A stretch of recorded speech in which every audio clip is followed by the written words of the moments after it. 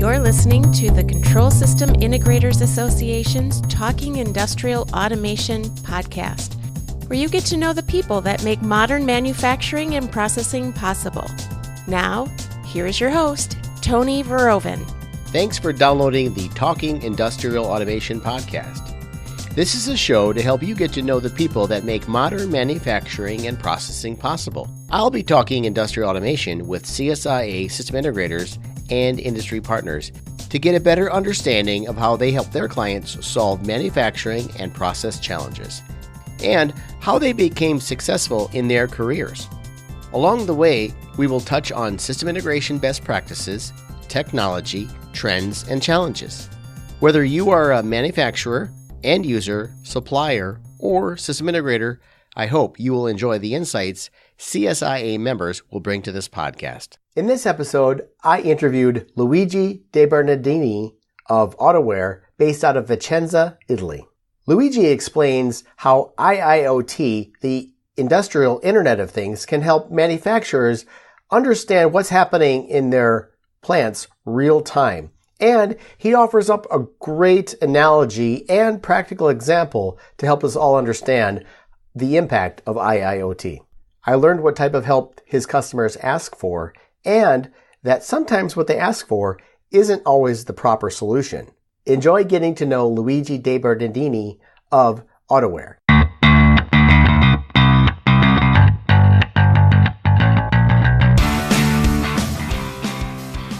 Hi, I'm Tony Veroven, and we're talking industrial automation with Luigi DeBernardini with Autoware. And thanks, Luigi. Thanks for coming on board here. Thank you, Tony, for this opportunity. Absolutely. Well, the purpose of this video and this interview is to get to know our system integrators.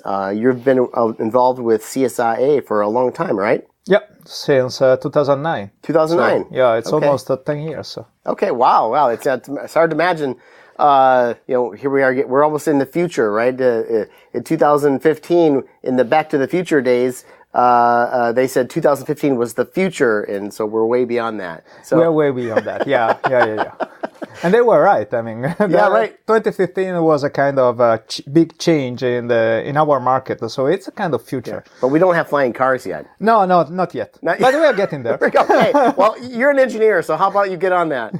Well, we are working hardly on that. There's still some concern and some things to fix, but we are getting there. All right, I'm waiting for that. So we have jetpacks, though. Jetpacks are cool. Yeah, we have drones, and there are some experiments and concepts on flying cars that merge with drones, and I've seen that. It's something that is somewhere coming. Between drones could be like Uber and fly people around. Yeah.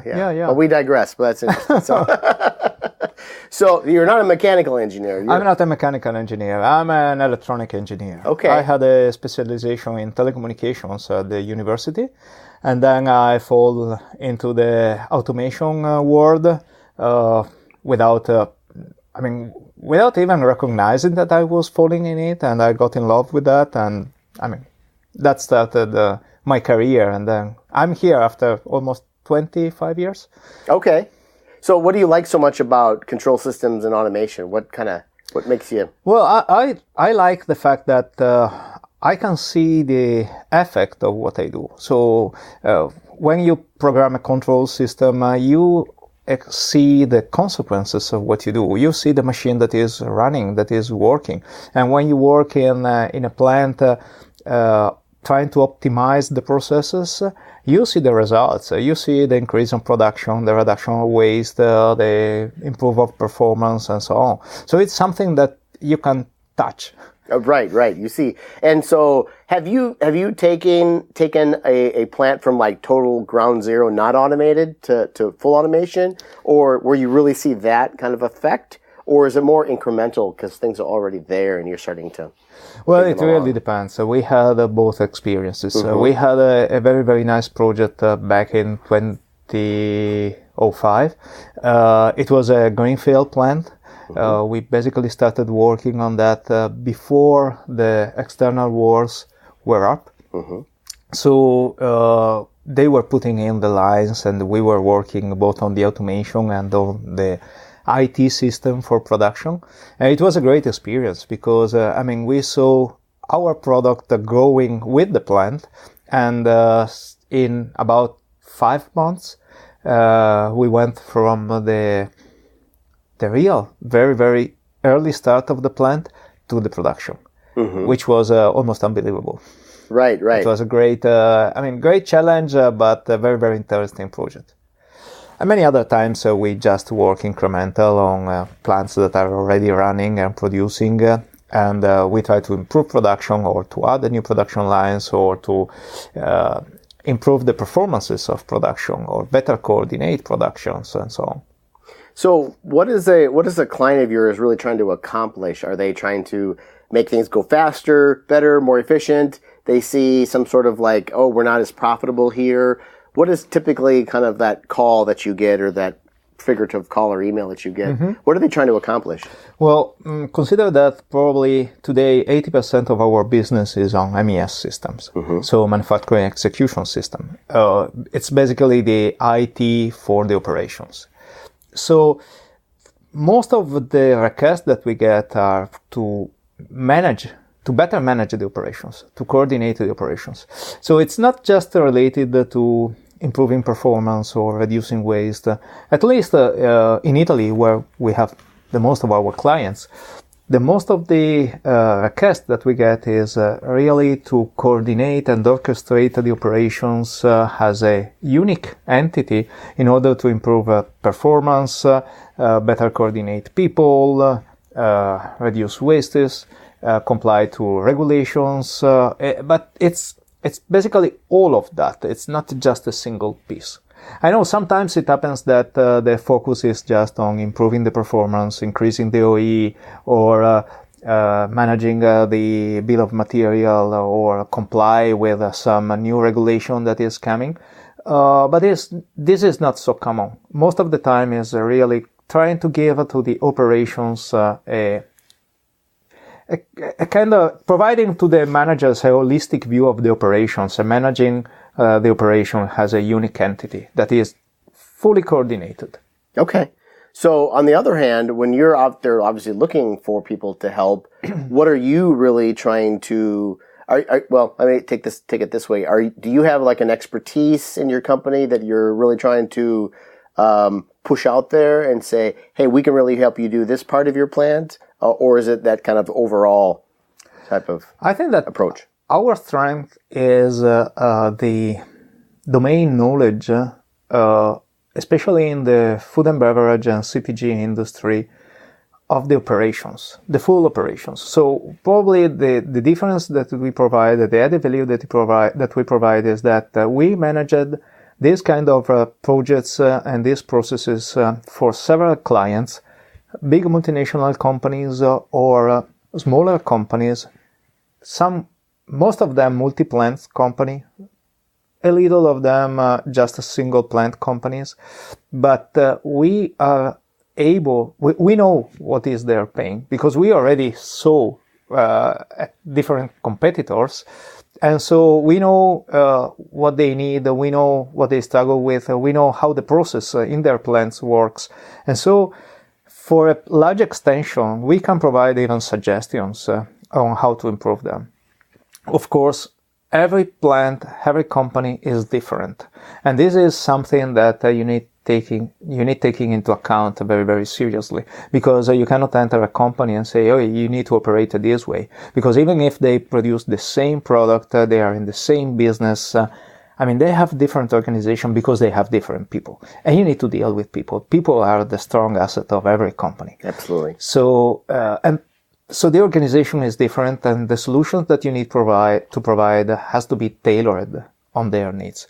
So our strength is to leverage standard platforms, having some standard blocks that we developed during the history of our company, but being able to tailor them on the specific needs of the client so that we give them the solutions that they really need. Right. So that's interesting. I've heard this before, right? Sometimes people don't know what they want or need, right? And so maybe you have to go and help them understand that what they're asking for may not be what they really need. Yeah, right? Yeah. And in a spec, even. Absolutely. Yeah. And that's the reason, because we have even a kind of unique approach. I cannot say it's really unique, but it's many clients see it as a very, very interesting approach. We have a kind of hybrid agile approach to our projects, which is basically we go into the client, we do the user requirements specification phase with the client. So we define the user requirements, but we do not go very, very deep to every detail. We stay at a kind of 70% level. And then basing on the user requirements, we try to find out which are the modules that can solve their requirements. And then we prioritize them and start to implement the first module. So when we implement the first module and we commission and start up it and the client start to use it, we go back to the user requirement and look at what's remaining, and we do together the exercise of thinking, is what we defined at the beginning still valid, or do we need to apply some changes? Mm-hmm. And many times you need to apply some changes, and it happens for two main reasons. One is that the client starts to better understand what the tool that they will have can provide them, and so they start asking something different. And the other thing is that their needs change during time. Today the market is changing so fast, and the clients need to adapt so fast to the market request, that the requirements change during the project time frame. So splitting the project in smaller modules and going back to review the requirements every time guarantee us to get to the end of the project that we are delivering what the client needs.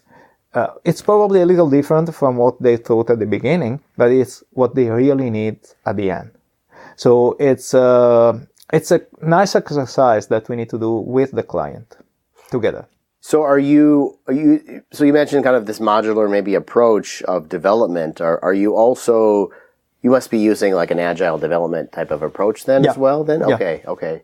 And so maybe for people who are listening and watching, maybe just explain what an agile type of development is in software development and maybe in engineering versus a watershed or a waterfall, I guess. Well, basically, a waterfall approach, you start defining the user requirement, then you define in very detail the functional specification, then you define how you will implement it, and then you implement everything, you test in-house, you test at the site, and you release it.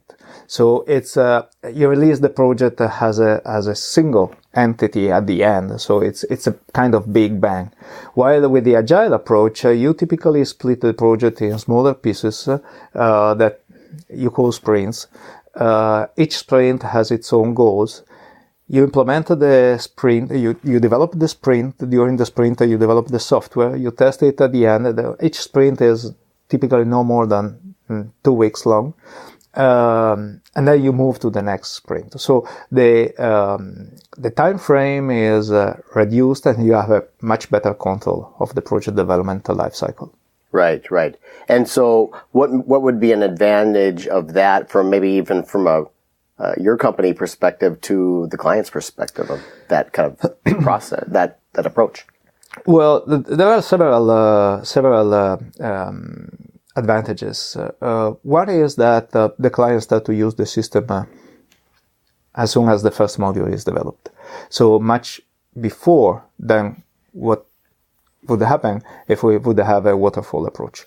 And these reduce the impact on people, because we are not releasing the full functionalities, but we are releasing just a small part of them. And so people have more time to adapt and adapt on a smaller quantity of changes. This means that they start to have some value back earlier. And so even the return of the investment is shorter, because you start to have some savings or some improvements much earlier than in a waterfall approach. And from our side, we have a better control of the project. We are sure that we will deliver exactly what the client needs at the end. So we avoid all the discussions at the end that when the client has said, I didn't know that he could do that I could do that, or I thought that it was this way, or I ever did this way, but now with the system it's not the right way to do this, so I need to change. So this is something that is always painful at the end of the project, and we are basically avoiding all of this. And the other big improvement which benefits both the client and us is that you basically start a continuous improvement approach immediately at the beginning of the project. So when you end the project and you release the last module, you do not need to wait 6 months or 1 year to have the payback and settle what you did and fix all the things that need to be fixed or changes, but you can just continue to improve the system, adapt, solve new problems, and you basically enter a continuous improvement phase immediately. And this is very, very beneficial, both for the client and for us. Right. And so maybe bringing it back to where we had began, they sometimes don't always understand what they need, right? And so maybe, and things do change. Specs change as they are developing the proposal or the RFP, and then as you're implementing these things, maybe they didn't realize, I didn't know we could do that, or I didn't know we needed that. So maybe this helps absolutely understand what they really need, kind of in a progression. Yeah, they develop some expertise and knowledge and culture step by step, instead of waiting for the full system to start and then need to face this big monster that changes their life, their job life. Right. So what are some of the exciting things that are going on in industrial automation right now that you're just learning and that you want to make sure that your clients should be aware of? Well, it's an exciting time in our business because there are so many changes, many new things that came out in the last few years, and everything is changing so fast that is really difficult to keep the pace with all these changes. So there are many things that are changing. There are many new technologies that are becoming affordable. There are some buzzwords that probably were mostly marketing since 18 months ago, and now they are becoming real, like industrial IoT, like machine learning, like cloud computing or edge computing, or big data, all this kind of stuff, which is for sure just a buzzword in some way, but that identifies a technology that can help clients to solve new problems. So it's not a matter of the technology, of course. It's a matter of how you use it. And in this case, it's not a matter of a single technology, but it's a matter of how you can combine them to create a new type of solutions. So the landscape in control automation and even in MES systems is really changing. And it's changing very, very fast. What we are seeing is that many clients are really fascinated by these new words or concepts.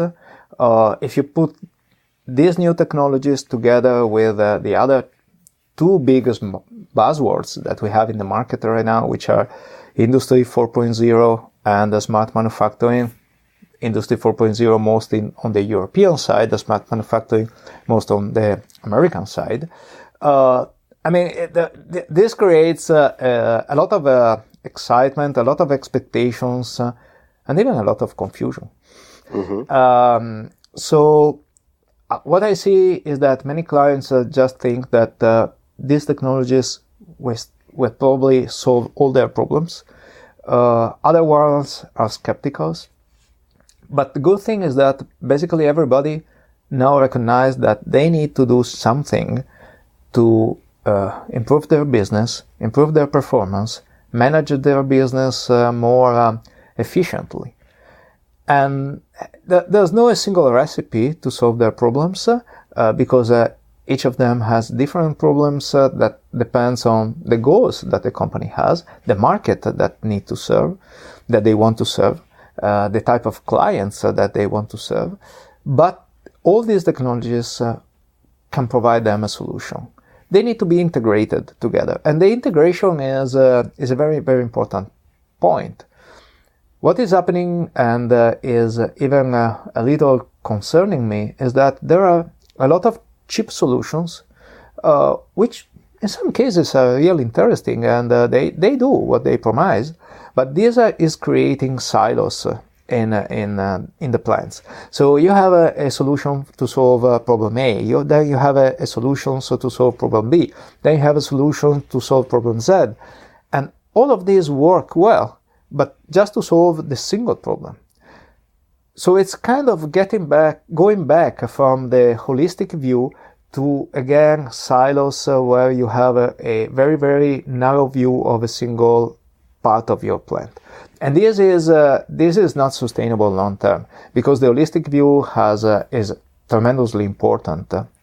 So clients need to be, manufacturing companies need to be very careful in adopting these solutions. So looking at them with a very, very critical eye, and considering if they will be sustainable mid-term and long-term, or how they can be integrated.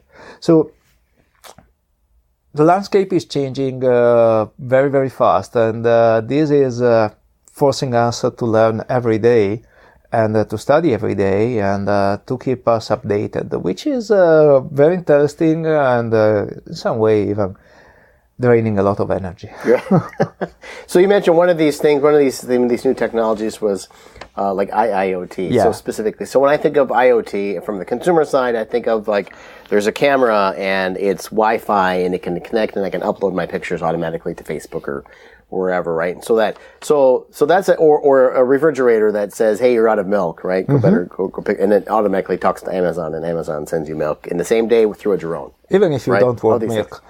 What's that? Even if you don't want milk, because you didn't buy milk on purpose, but the refrigerator will decide for you. Right, exactly. So what are some of the technologies in industrial automation that are internet connected that weren't before, and what are some of the benefits of that? Well,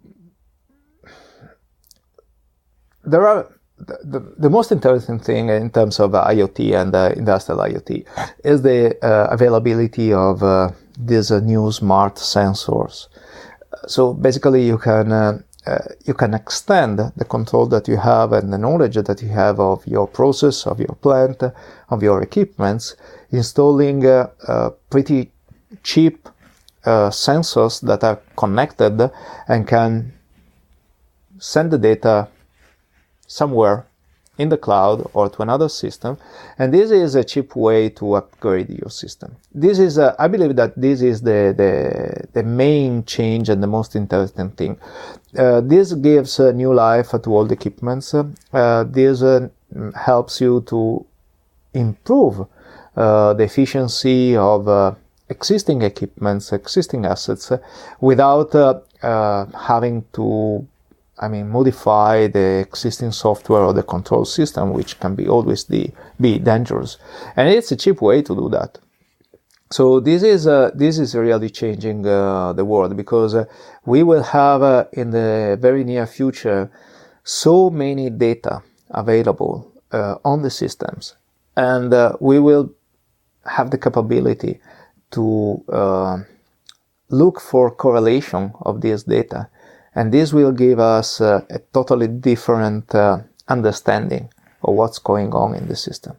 I will tell you just an example of something that we are approaching. We are doing a pilot project for food and bev industry, for a food and bev company, applying machine learning to the process.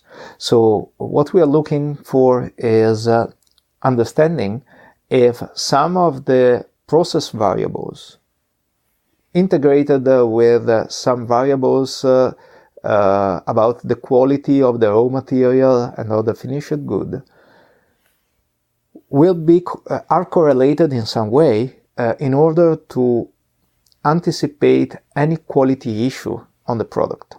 So the idea is that, and it's something that the people in the plant don't know yet, because it's something that they know that for some reason something impacts or affects quality at some time, but there's no a clear idea of what's causing this.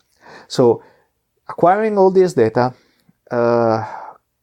adding sensors, not so expensive sensors, to monitor the quality of the raw material and of the finished good, putting all these in a mathematical model or in a system that can create or by itself a mathematical model and find which of these variables are correlated and which are not, will give them probably a knowledge that today they do not have of their system.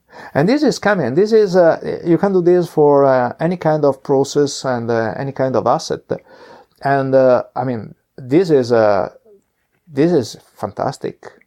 Yeah. So this is interesting. Obviously, information that can be gathered and analyzed real time while your plant is continuing to work, right? Continuing to produce something. Whereas maybe before, I'm just guessing here, but maybe before, you had to wait maybe a month or two or a year before you maybe were able to really dig into this data, because it's not only that you have the information in real time, and having the information in real time has a great value. I always tell an example to my clients. Having the information in real time is like having some coins in your pocket and start hearing that they are dropping from your pocket. So you can put a hand on your pocket and you get home with some money left. If you do not have information in real time, you do not hear that they are dropping. So you arrive home and you see, oh, my pocket is empty. I had a hole in it and I lost all the money. So there's a big difference because you save money. It has an economical impact on what you're doing. So it's not only that. It's that you are being able to predict what's happening. So you can adjust your process in order to avoid issues. So you do not only know that you have a hole in your pocket and you are losing money. You know that you will have a hole in your pocket. So you can fix it before it happens. Right. So and this is a big change. To the tailor. Exactly. Very good. Yeah. Good analogy. I like that. It makes it palatable for someone who's not come from this industry. And it's money. It's very easy to understand that you are losing money. I think everybody understands that. There's an economical value on that. Absolutely. So Luigi, let's back up a little bit here.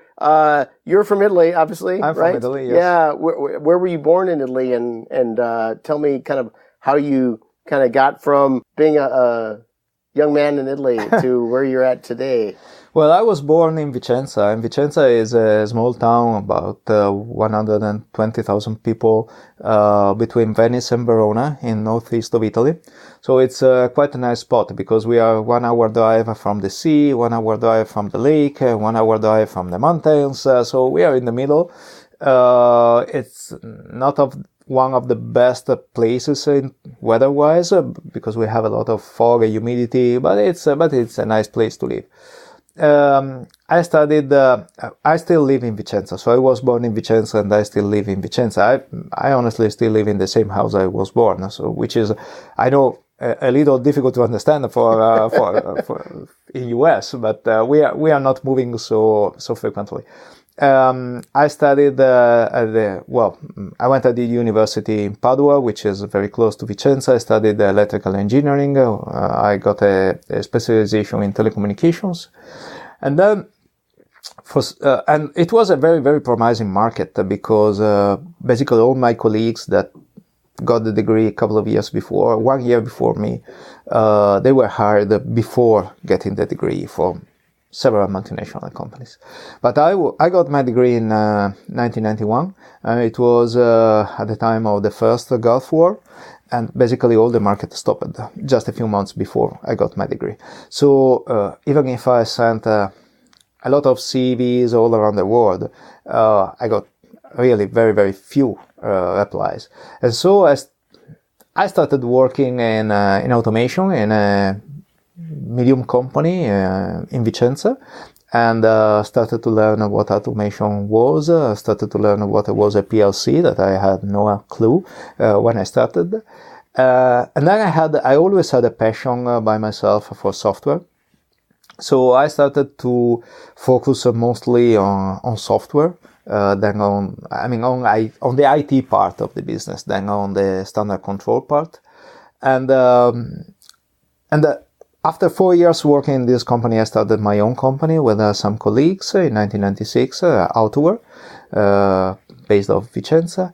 And we started working, doing automation, and then moving to IT services, MES systems, and so on. And we grew progressively. In 2008, it was the times of the big crisis, so we were struggling. I acquired all the shares of the company, and I was very lucky because one of the vendors of our main partners invited me at their sales and marketing conference in US. And it was my first trip in US. It was April 2008.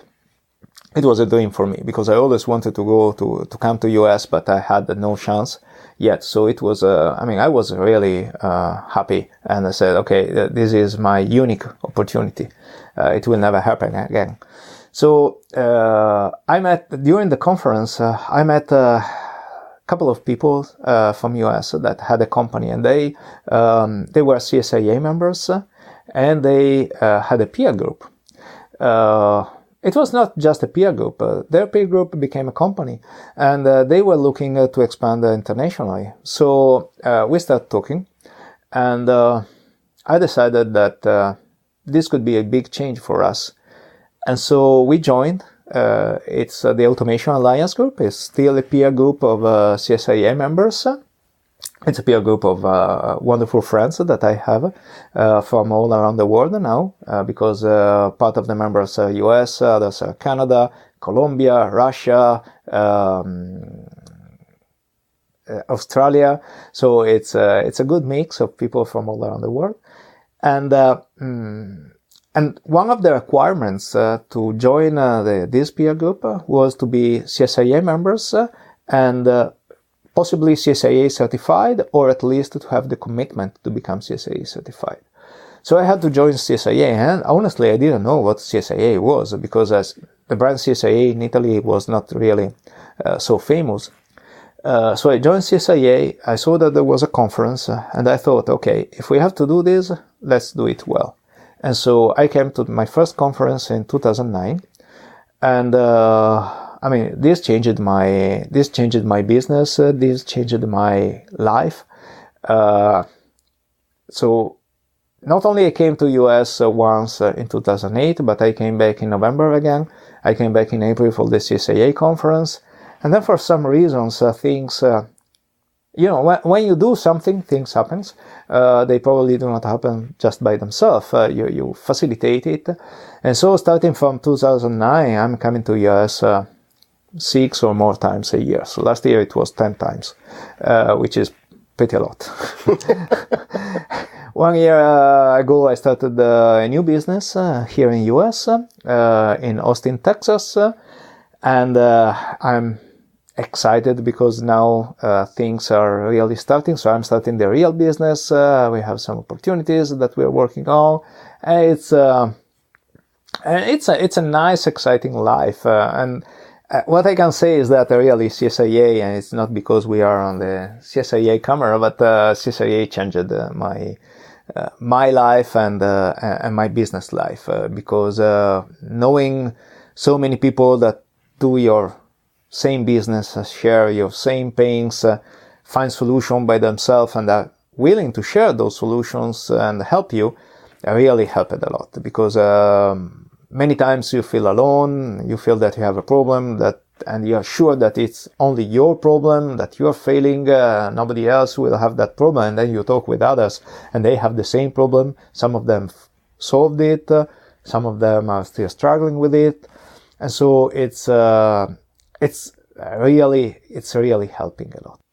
So, Luigi, why should a client care that a system integrator is CSIA certified and really a member of CSIA?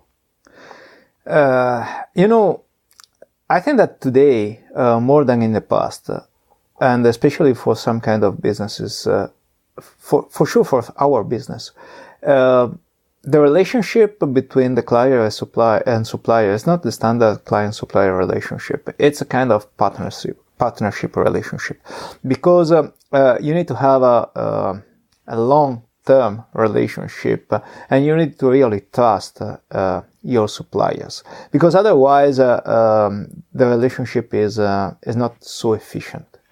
So clients, manufacturing companies looking for a system integrator, they should care that the system integrator really manage all the aspects of his business correctly, so to be able to provide them a long-term relationship and reduce the risk. And CSIA, is exactly around this. It's taking care of your business, applying the best practices, not only on managing projects, which is absolutely crucial, of course, but on all the aspects of your business, starting from the strategic planning, human resources management, financials, up to cybersecurity, big theme today, big important thing, and to the support.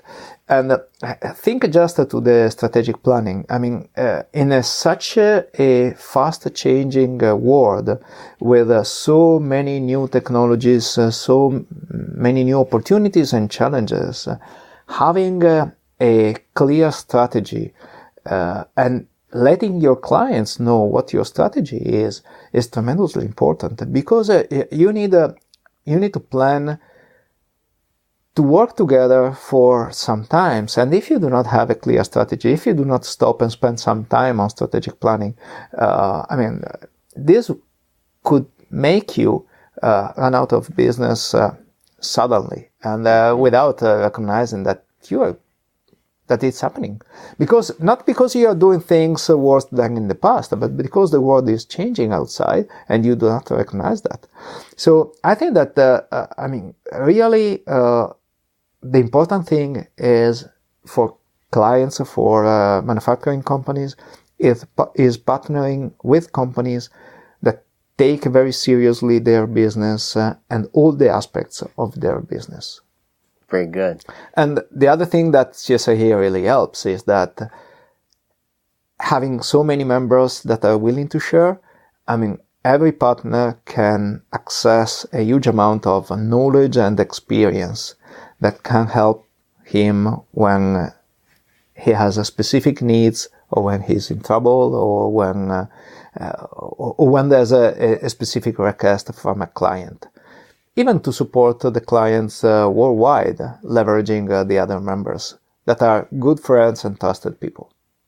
I think that's one of the best things, is that the integrator community and the professionalism, and like you said, maybe that knowledge overall is increased because you all share, even though, of course, many integrators compete for the business.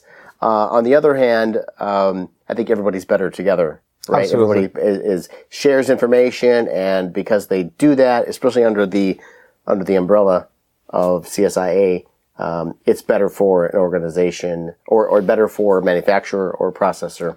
That's very true. I think that even if we are sometimes competitors, I think that sharing knowledge and sharing experiences help to improve our market.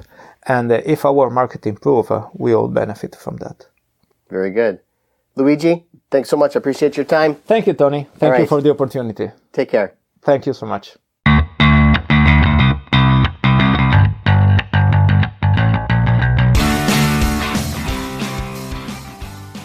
If you enjoy the podcast, please subscribe in iTunes, Stitcher, Google Play, or wherever you listen to podcasts. We'd also appreciate a like, share, and comments about what you hear. Visit CSIAexchange.com/podcast for a full list of episodes, to subscribe, or to contact us. We'd like to hear what topics you want to learn about and who you'd like to hear from. Music provided by bensound.com under a Creative Commons license. This is a production of the Control System Integrators Association, CSIA. Thanks for listening to the Talking Industrial Automation podcast. Read the Industrial Automation blog and find and research qualified system integrators at CSIAexchange.com. For more information on why your system integrator should be CSIA certified, visit controlsys.org, controlsys.org.